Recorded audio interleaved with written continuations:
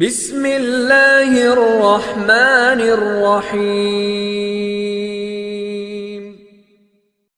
سید وقاص Islamic channel کے دوستو، السلام علیکم ورحمۃ اللہ وبرکاتہ۔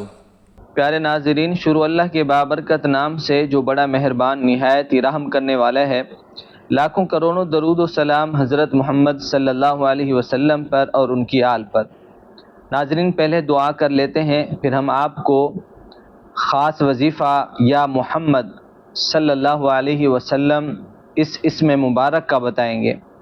دعا کے شروع میں اور آخر میں آقا صلی اللہ علیہ وسلم پر درود پاک پڑھنا لازمی ہوتا ہے تاکہ ہماری دعا اللہ اپنی بارگاہ میں قبول و منظور فرما لیں۔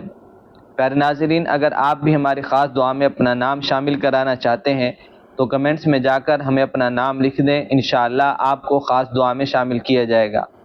اور ساتھ ہی آپ نے آمین ضرور لکھنا ہے یا لائک کر دیں، یہ بھی آپ کی طرف سے آمین شمار ہوگا۔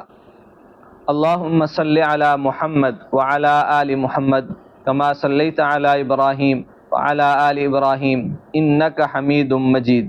اللہم بارک علی محمد وعلی آل محمد کما بارکت علی ابراہیم وعلی آل ابراہیم انک حمید مجید۔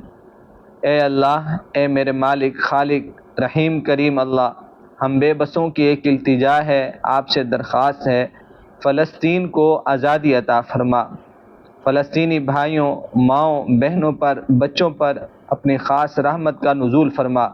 بے بسوں کو اپنی مدد کا آسرا عطا فرما، ان کی حفاظت فرما دشمن کے ظلم سے۔ اے اللہ، اتار دے کوئی فوج، تیرے پاس تو بڑے لشکر ہیں، کسی مخلوق کو ہی بھیج دے تو ان سب کی مدد فرما۔ اے اللہ، جو بھائی بہنیں اس وقت ہمیں سن رہے ہیں یا جو بھائی بہنیں ہمیں نام لکھتے ہیں دعا کے لیے، ان سب کی پریشانیوں کو دور فرما، ان سب کو کشادہ برکتوں والا رزق اور روزگار عطا فرما، بے اولادوں کو نیک صالح اولاد کی نعمت عطا فرما۔ اے اللہ، جن بھائیوں کے بہنوں کے رشتے نہیں ہو رہے، رکاوٹیں ہیں، اے اللہ ان رکاوٹوں کو ختم فرما کر نیک رشتے عطا فرما، گھروں کو آباد فرما، مشکلات کو ختم فرما۔ جو بیمار ہیں اے اللہ ان کو صحت کاملہ عاجلہ عطا فرما، جائز حاجات کو پورا فرما، آمین یا رب العالمین۔ اللہم صلی علی سیدنا و مولانا محمد وبارک وسلم۔ پہلے دوستو، آج میں بہت ہی خاص اور مجرب اور طاقتور عمل لے کر حاضر ہوا ہوں۔ اس عمل کی برکت سے مانگنے والا جو مانگے گا اللہ کریم اسے عطا کرے گا۔ آج کا وظیفہ نام محمد صلی اللہ علیہ وسلم پر منحصر ہے، جو کہ بڑا بابرکت نام ہے، بڑا ہی لاجواب یہ نام ہے۔ اس عمل کی برکت سے، اس نام کے وسیلے سے آپ جو مانگیں گے اللہ کریم آپ کو عطا کرے گا۔ اس عمل کو، اس بابرکت وظیفے کو آپ ہر دعا کی قبولیت کے لیے پڑھ سکتے ہیں، حاجات کو پورا کرانے کے لیے پڑھ سکتے ہیں، مقاصد میں کامیابی کے لیے آپ اس بابرکت نام کو، خوبصورت نام کو پڑھ کر اللہ سے جو مانگیں گے اللہ کریم آپ کو عطا کریں گے، مسائل کو حل فرمائیں گے۔ آپ اللہ سے جو مانگیں گے اللہ کریم آپ کو وہ چیز عطا فرمائے گا۔ دوستو، نبوت کے اعتبار سے ہمارے پیارے نبی صلی اللہ علیہ وسلم کو بڑا کمال حاصل ہے۔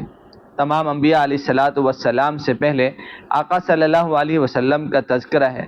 آپ صلی اللہ علیہ وسلم آئے آخر میں ہیں، لیکن جنت میں سب سے پہلے، اور آپ کی بعثت ثقلین کی طرف ہے، اور آپ کو میدان حشر میں پوری تکریم کے ساتھ لایا جائے گا انشاءاللہ۔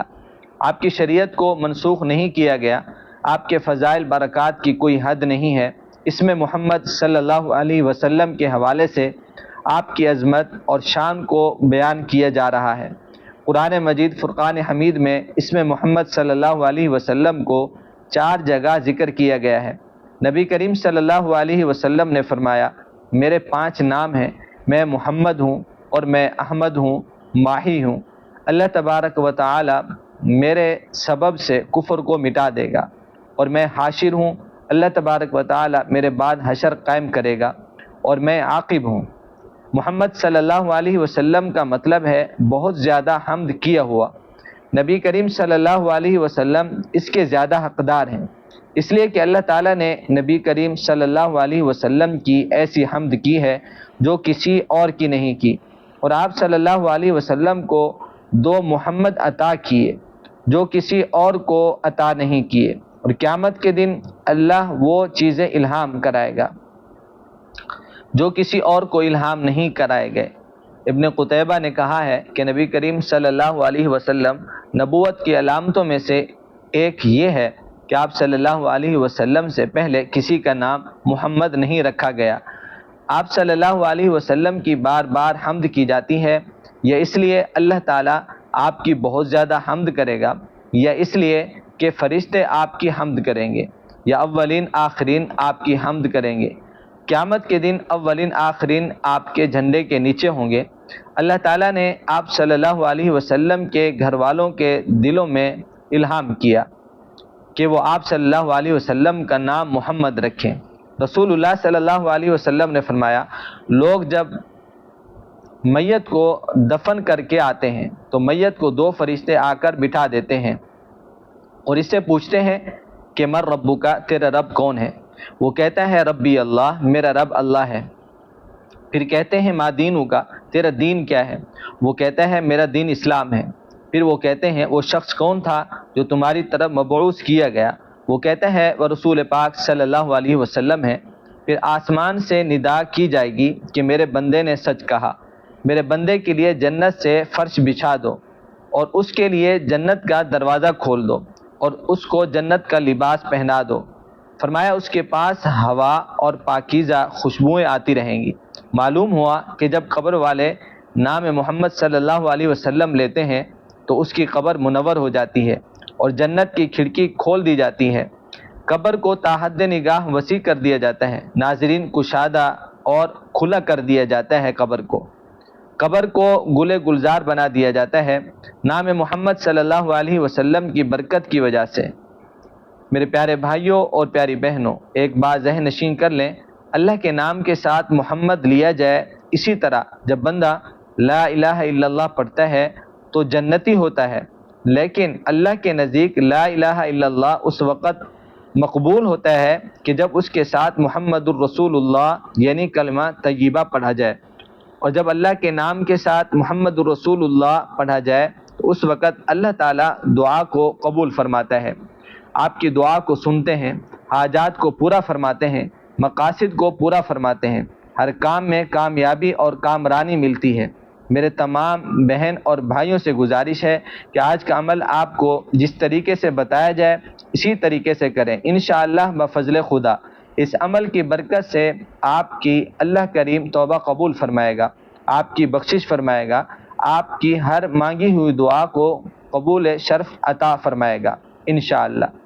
آپ اس وظیفے کو لاکھوں کروڑوں حاجات کو پورا کرانے کے واسطے، ہر دعا کی قبولیت کے لیے بھی کر سکتے ہیں، رزق میں برکت کے لیے اور کاروبار کو وسیع کرنے کے لیے کر سکتے ہیں۔ آپ اس عمل کو کر کے اللہ سے جو مانگیں گے اللہ کریم آپ کو ضرور عطا کرے گا، کیونکہ یہ اس کے محبوب کا نام ہے محمد۔ اب آپ کو میں عمل بتانے لگا ہوں کہ آپ نے اس وظیفے کو کرنا کب ہے اور کیسے ہے۔ پیارے بھائیوں اور پیاری بہنوں، اس وظیفے کو جب آپ کا دل کرے کر سکتے ہیں۔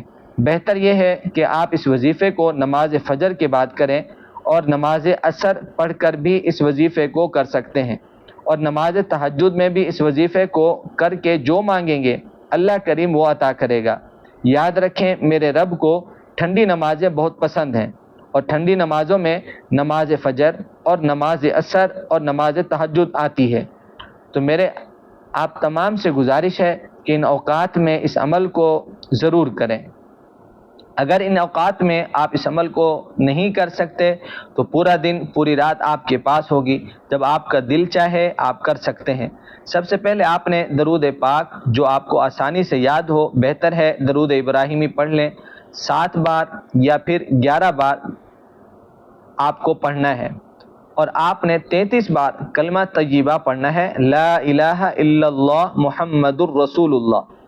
جب آپ 33 مرتبہ یہ کلمہ طیبہ پڑھ لیں، اس کے بعد آپ نے 100 مرتبہ یا محمد کا ورد کرنا ہے۔ آخر میں پھر آپ نے اتنی مرتبہ درود پاک پڑھنا ہے جتنی بار آپ نے شروع میں پڑھا تھا، اور جب آپ یہ وظیفہ مکمل کر لیں تو پھر آپ نے اپنے ہاتھوں کو اٹھا لینا ہے بڑے ہی پیار اور محبت کے ساتھ، عاجزی اور انکساری کے ساتھ، رو رو کر، گڑ گڑا کر آپ نے دعا کرنی ہے۔ اے مولا، ان خالی ہاتھوں کی لاج رکھنا۔ اے مولا، محمد صلی اللہ علیہ وسلم کے صدقے ہماری دعاؤں کو سن لے اور قبول فرما۔ دوستو، آپ کو جو بھی ضرورت ہو، رزق کاروبار میں برکت کے لیے، گھر، گاڑی، بنگلہ، جو بھی آپ کی جائز حاجت ہو، آپ نے اللہ کے سامنے رکھ دینی ہے اور نبی پاک صلی اللہ علیہ وسلم کا وسیلہ دے کر دعا مانگیں، کیونکہ جو دعا حضور صلی اللہ علیہ وسلم کے وسیلے سے مانگی جائے وہ رد نہیں ہوتی۔ تو آپ نبی صلی اللہ علیہ وسلم کا وسیلہ دے کر دعا مانگیں، اللہ کریم آپ کے صغیرہ کبیرہ گناہ مٹا دے گا۔ جب آپ استغفار ورد کر کے نام محمد صلی اللہ علیہ وسلم کا وسیلہ دے کر مانگیں گے، اللہ کریم گناہ معاف فرمائے گا، بلکہ آپ کے منہ سے نکلی ہر بات پوری ہوگی، بشرطے کہ آپ نے اس وظیفے کو پورے یقین سے کرنا ہے، اور جب بھی کوئی آپ کی حاجت پریشانی ہو تو اس عمل کو کر لینا ہے۔ اللہ سے دعا ہے اللہ ہمیں عمل کی توفیق عطا فرمائے، اللہ ہم سب کا حامی و ناصر ہو۔ السلام علیکم ورحمۃ اللہ وبرکاتہ۔